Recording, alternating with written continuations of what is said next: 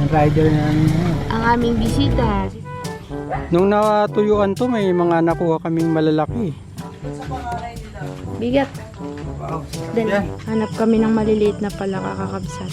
Meron daw nagnakaw ng gasolina ni Rasid sa motor. Nasaan ang mani? Yung mani na pinaiwan, sabi nyo iniwan nyo sa lamesa. Nasaan ang...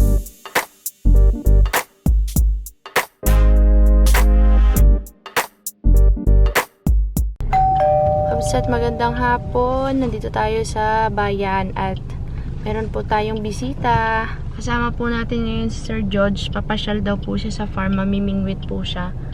Dito siya banda eh. Sabay natin papunta sa farm. Pero si Rasid wala pa sa farm kasi nagpunta ng bundok. Ewan kung nakauwi na. Kung pauwi na. So yun. Sa farm na lang po tayo magkita kids. Si Sir George nagdala na. Yung pamingwit niya dala niya pare. Hindi, mahuli kaya ni Sir George yung dalag sa Sabi palagay niya daw, mo. masarap daw sa, ano ba yan? Baraw ba yun? Baraw? Baraw-baw. Yung rider na Ang aming bisita, si Sir George. Andito na po kami sa farm. May baon po kaming pansit na may lumpia. Lumpia! Ay. Ah, kain tayo. Ano kaya mahuhuli ni Sir George dito sa fish pond? Kanal is...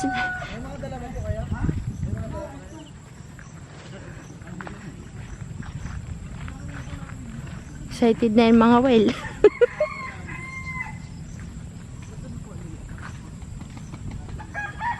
Uy, yung tanim ko kahapon kakabsat, nagtanim ako dyan. Ayan.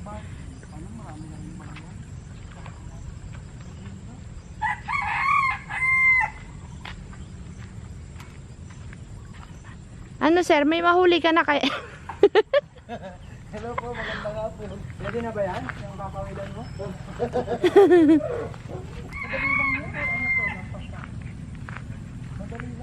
Aragay, magsabit ang kawil ni Sir Jan. Dapat pala matanggal natin yung dito oh, nakakangkong. Makapal na pala. Daming dalag dyan sir. Mukha nga po. May daming dalag dyan. Nakikita namin pumupunta dyan ay. Dito banda sa may ano. Palaki na, well, itong dito.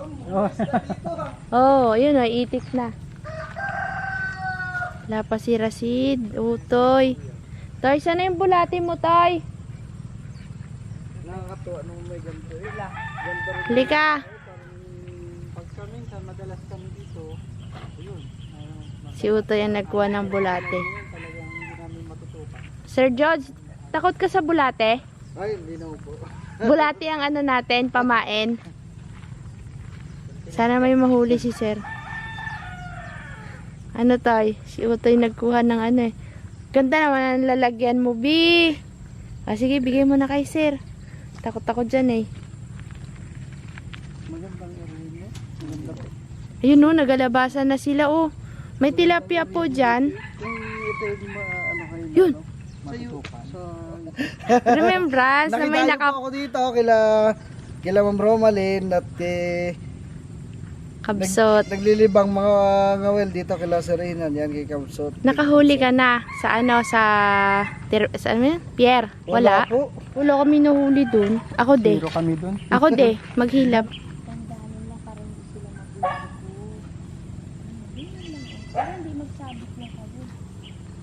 Bakit man po.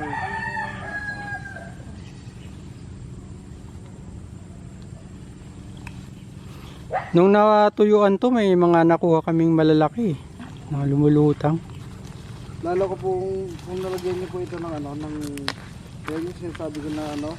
Meron pala kayong ano dyan, yung poso, yung ano. Oo. Pwede nyo anahan nyo ng electric motor. Wala pa kasing kuryente sir eh.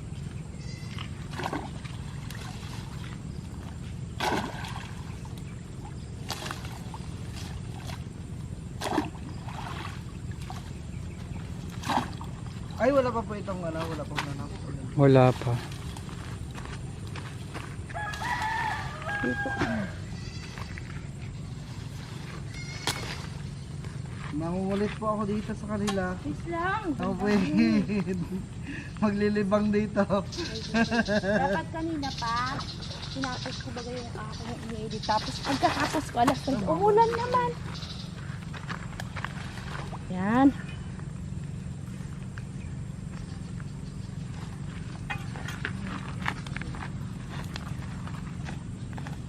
Kapal kasi ng tanggal dito eh. Andyan din yung hipag ko eh. Tanggal namin. Nag ano dyan, naka-schooling siya sa ano sa Pinamalayan. Ay umuwi din dyan. Sila? Yung hipag ko na official. Yung ate nila, Mrs. Taga Romblon. Namasyal din dyan. Sayang hindi nakasama si Timo. Yeah. Tulog pa po. Nako. Pagod. Baka magalit sa akin yung mamaya. Sabi ko pa ng mga ngawil kami.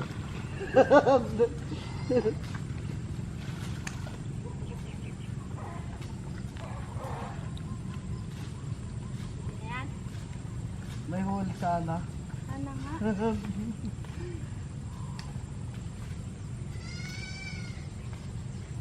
May mga tilapia din yun eh. Pero mas marami Pero dalag dyan. dito ko nakakahuli din kayo, no? Parang ano lang ito, yung karugto ng mga saba-saba ito. Diyan kasi nag-origin, yung mga may nag-ano doon, nag-aalaga. Tumaagos dyan, tapos tumatalon dito. May mga ano din po dito. Fish pond din dito banda. Banda roon. Sa unahan. Eto, 3 butas din meron. Ay, 3 butas meron po dito. Oo. Maganda nga itong area nyo na ito. Dahil medyo malapit din naman sa kabahayan. Mailap pa naman yung mga ano namin dito, isda. Sana may mahuli si Sir, kahit isang malaking dalag, magpahuli ka. Sa gitna yan, ilalim ng mga kangkong. Maganda yung makaparami po kayo ng ano. Prepare tayong merienda, kakabsat. Kung maalala nyo po, kakabsat, si Sir George, sila yung pinuntahan natin sa Oriental na doon tayo natulog sa kanila. Eh, nag-holiday dahil nga sa November 1, November 2 yan. Andito sila. Kaya ngayon, gusto niyang mamingwit. Sabi ko, pingwit ka doon sa farm. Sana may mahuli, sabi kong gano'n. At mailap nga yung mga isda. Kaya subukan natin mga whale dyan.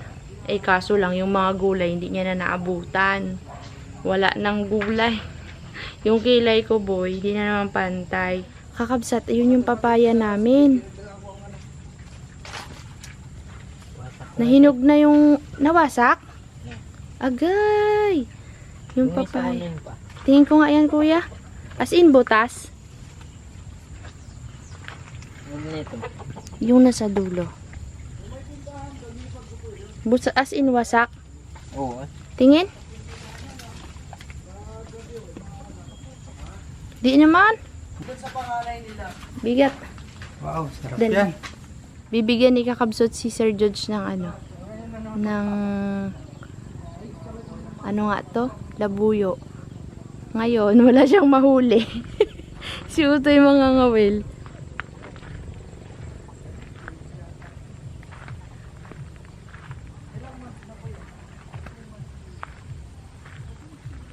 May mahuli ka kaya, Toy? Ayaw, no? Baka busog. Busog na. Baka kailangan palitan ng bulati, Toy. Ganda pa naman ang kawil ni Sir. Maraming isda to at dalag ay ayaw kumain. Napapahiya tayo sa fish pan na ito, ah. Ayaw magpahuli, ah. Ayaw kumain ng isda, kabsat. Sorry, Sir George. Wala rin kasi siyang mahuli sa dagat. Ayaw dumawi. Parang kagaya nung tayo nagkawil. Doon na lang sila sa labuyo. Wala pa si Kuya Rashid. Bakit kaya? Kain na tayo, Sir. Thank you sa pagbisita. Salamat po sa inyong pamerienda. Sige, kuha ka na. Si Utoy. Halika lang. Ika na lang. Kain muna tayo, kabsat. Andyan na ang hinihintay. Gabi na. Anong oras na naman, Rashid? Rasid, sabing wag magpapagabi. So Kakabsat. ngayon po, meron po tayo ngayon, 3 sima. Gagawin natin patukba. Yan. Ano na nga sa ibang tawag ang patukba, sir? Anong salita yung patukba? Yung ano baga, Anong kabsat? tawag sa kanila? Nakalimutan ko. Yung sinasabi nyo kakabsat na maglagay ng sima ay ano ba to? Parang kawil sa kawayan na maliliit tapos itutusok. Ayan, tutusok po. Tapos bukas titignan o kaya maya-maya baka mayroong mga kakain na dalag, ganyan. Ang pamain po natin ay maliit na palaka. Kung may makikita tayong maliit na palaka. Makahanap tayo malapalaka, boy. Malalaki ito yung palagay. Testing Mali- natin yung kapatid, maliliit. Baka makahanap tayo. Tayo, dali. Hanap tayo maliliit na palaka. Ano, Dadala Rasid, ko kaya kayo mo dito pa? ng Ano, nangangalagaan na, na bibi. Bibe? Yung po yung puti, yung pato. Apato. Saka meron si tatay nun, marami po. Are. Hanap daw kami ng palaka. Ilalagay natin doon, paparamihin natin. Di. Ay, di. Yan. Dito kami kakabsat. Napakadilim po ng panahon. Ay, ng panahon ng paligid. Wala pong nahuli. Boboy. Kuya, yan ang dalag. Oh, charot. Makikita mo ba yung dalag yan, sir? Nasa gilid-gilid lang. Wala akong huli. Walang huli, B. Hanap kami ng maliliit na palaka kakabsat. At dahil wala kaming nakuhang palaka, failed po ang aming bukatot. Ano yung bukatot? Ano yung tawag mo dun, sir? Patukba. Hindi, failed ang aming patukba, kakabsat yung panghuli ng dalag. Kaya ngayon, tayo po ay prepare na para umuwi. Bibigyan ni kakabsat ng labuyo si Sir George, mag-asawa. Wala na akong kinakain. Si Rasid ang tatay. Tunog na. Tulog ng mga labuyo. Sir, tuwang-tuwa niyan si Timo. Pag Maliit lang yan. nag-uwi. Lalaki. Yan. Ito na. Oh, Pinili niyo yung malaki ah. para sigurado. Ayos na, sir. Thank you po. Salamat. Yan ang tatay, si Rasid. Alaga niya. Salamat sa pagbisita, Sir George. Salamat po sa ano. Pang-aabala ko dito Hindi, sa ah. inyo. Kami nga, nang-abala sa'yo nun eh. Yan. Thank you so much. Yan. May laruan si Timo.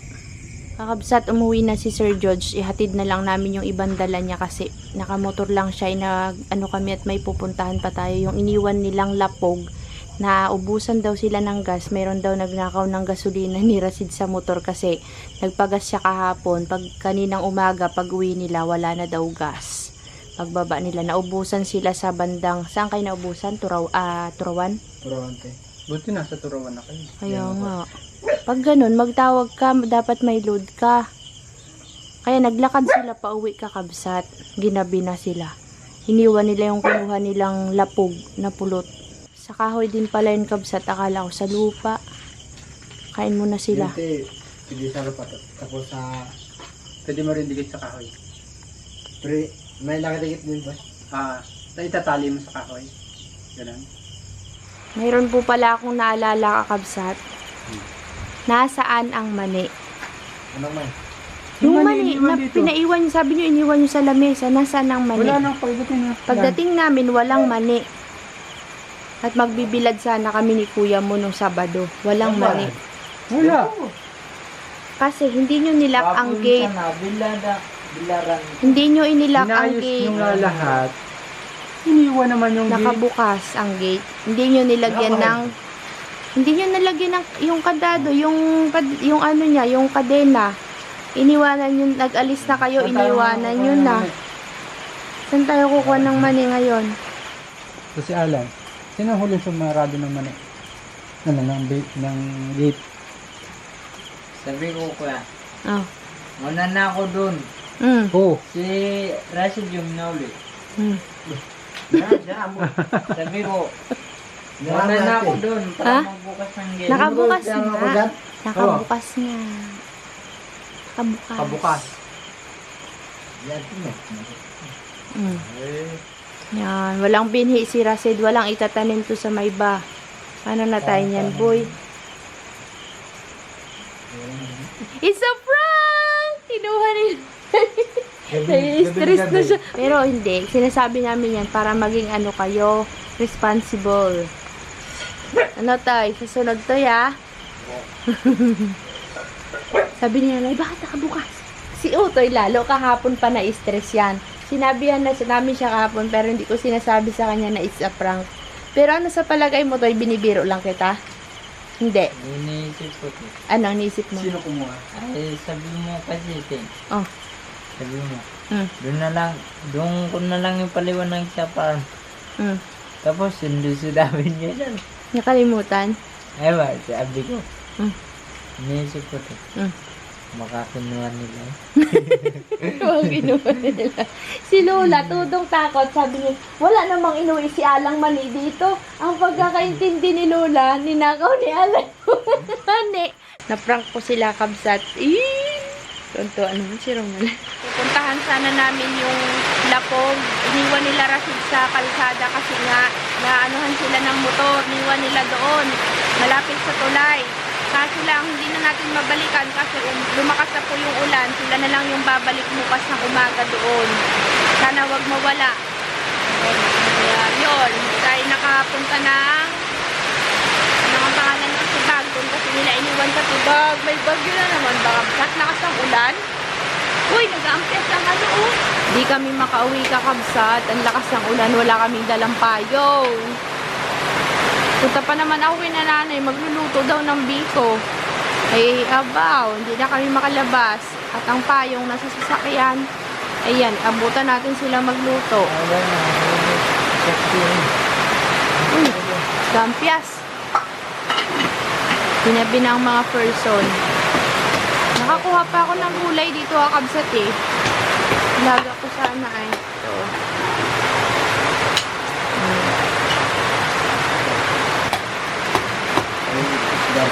Kanino daw? Si? Matibay. Ah, anak pala to ni Coast Guard. Ito sana yung kasama mo noon. Bukla pa. Ah, yung kuya pa. Anak pala ni Coast Guard. Yung nakabahag-bagad kakabsat na ano, kasama natin nagkuha ng pulot dati. Sumama siya kay Rasid. Inuwagat boy. Buti na lang, marami tayong gatong. Oh. Ito po yung ikaw. Nagapoy na tayo. Roy, di nagtigil ang ulan ay. Ginagamit na po ni Utoy yung saling para pang apoy. Wala, lumakas na ulan.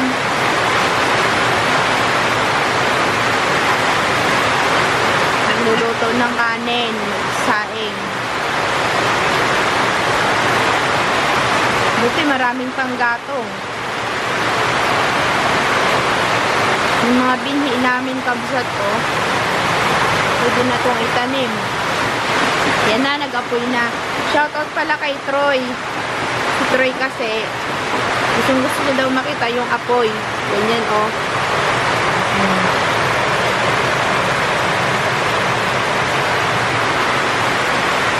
Yan na, Troy. Ito yung gustong makita ni Troy, anak ni Ma'am Ellen P. Pag nagpapaapoy ng kalan. Yan. Tsaka kay Monmon.